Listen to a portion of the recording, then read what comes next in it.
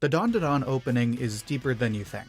Not only is it a whole vibe, but it's also got plenty of layers built into it thanks to the unparalleled creativity of Science Saru. While keeping it somewhat simple, the studio has managed to sneakily pack the core of the story into a 1-minute long opening, which is why in this video I'm going to break down the Dandadan opening piece by piece and explain how it perfectly introduces the show to new fans without them knowing, and even offers longtime fans of the manga some bits to unpack.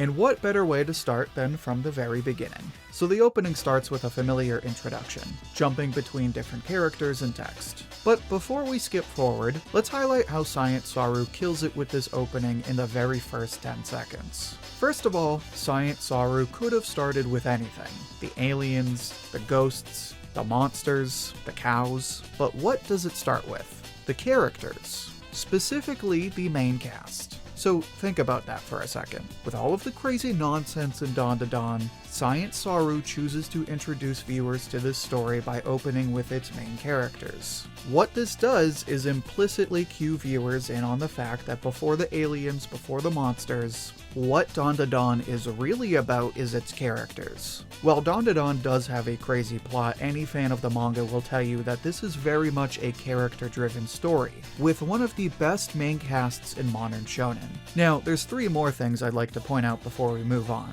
First is the song and how it starts. Obviously, you have the beat, which also gives structure to the song, but also builds up really fast. So when you combine that with all of the faces, you're kind of like, okay, like you know something's about to go down. Speaking of the faces, that's another thing. I watched the OP the first few times and thought nothing of it, but then I saw Gigi, the childhood friend of Momo, and saw that he made one of his iconic meme faces. And then I remembered that Dandadan is full of faces. Chibi faces, meme faces, and all kinds of reaction faces. So this intro also serves as a nod to all of the funny faces of Dandadan. Finally, the blurred VHS filter in this part is reminiscent of all of the classic horror films. So on top of all of the memes and hip-hop vibes, you do have the OP rooted in this horror theme, letting viewers know that Dandadan is more than just weird. On that note, let's keep watching. So this next part is pretty straightforward. For the most part, it just showcases some of the other characters. First, the Serpo aliens, next, the Flat Woods monster, then the Earthbound Spirit Crab, then Momo, and finally Turbo Granny.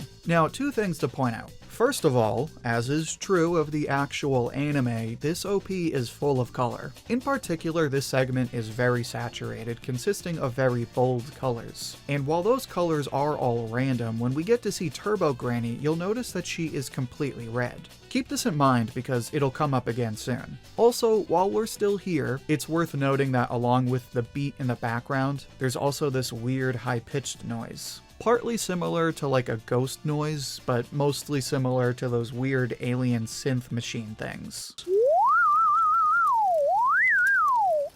Oh, I didn't know I could do that. Anyway, from Turbo Granny, we transition to Okaroon, and right away you'll notice that it goes from red to yellow. While most of the colors in this opening are random, at least 2 of the characters have consistent color themes. Turbo Granny is red. Okaroon is a mix of yellow and blue. Momo is actually blue in a lot of scenes as well. But pay attention to Okaroon. So here he's yellow. On the one hand, this acts as a contrast to Turbo Granny, helping to differentiate the 2 characters. But specifically, you have Okaroon as blue, Turbo Granny as red, and then the golden balls as yellow. With those 3 being one of the groups of primary colors, you could argue that this color combination is deliberately used to both build contrast and also implicitly build the connection between these 2 characters. Because when Okaroon transforms, the screen turns red just like Turbo Granny. One thing I like about this transformation is that it's less defined like the shapes from before, and it's really this blurry mess like we often see when Okaroon is in this form in the manga. Plus, this blurriness creates a certain scary aura for Okaroon when he's in this form. But on that note, let's move on.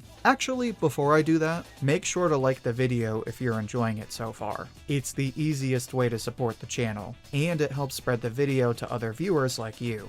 So the next shot we get is what appears to be a random forest. To be honest, I had no idea what to make of this at first, because there's really no scene like this in the manga unlike the upcoming shots. Although, on further reflection, I did make the connection between these woods and the Flatwoods monster we see earlier in the opening. So you could argue this is a reference to the Flatwoods monster, which in all honesty kinda just pops out of nowhere. Next, we get a shot of what appears to be rice fields, if I'm not mistaken, which could be a way to slowly move us to Momo's house, which is kind of in the middle of nowhere. But more importantly, we see the thunder and lightning, which helps to transition smoothly to Momo in the next shot. And in this shot, we only see her hands sort of taking in the energy of the storm, which is a subtle hint to her powers. Now, as I move on, notice the shape of her arms. Just keep that in mind because it'll come up again. Next, we see a shrine, which we may have seen in the manga, but may have also just been a random shrine. Then, of course, we cut to the tunnel where Okarune and Momo meet Turbo Granny, and also where they later encounter the spirit crab. Now, something to note about all of these 4 scenes. So, the woods, the rice field, the shrine, and the tunnel.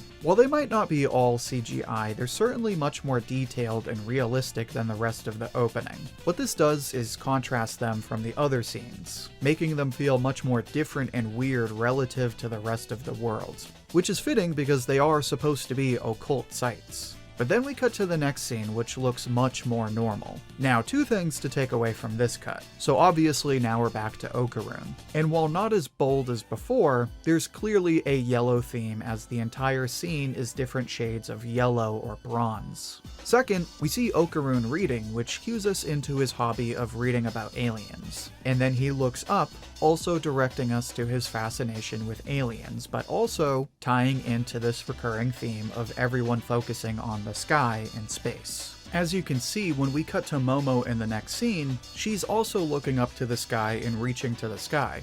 Now, 2 takeaways here. First, I mentioned how her arms were twisted. I'm not going to spoil this for new fans, but manga fans will remember how Okarune rode back home on telephone wires, and Seiko and Turbo Granny explained how energy works. That's all I'm gonna say, but just know there's an interesting connection there with the spirals. But also, first we see Okarune looking up, and then we get Momo looking up.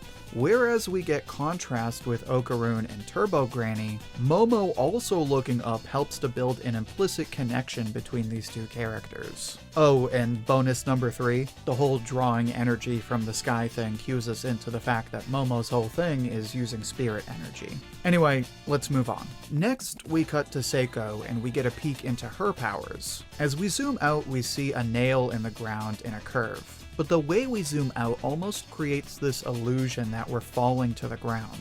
All of this comes together to implicitly tell us how Seiko's barrier ability works. Namely that she can place spirits in barriers using circles and the nails. Simple ability, but illustrated in a fun way.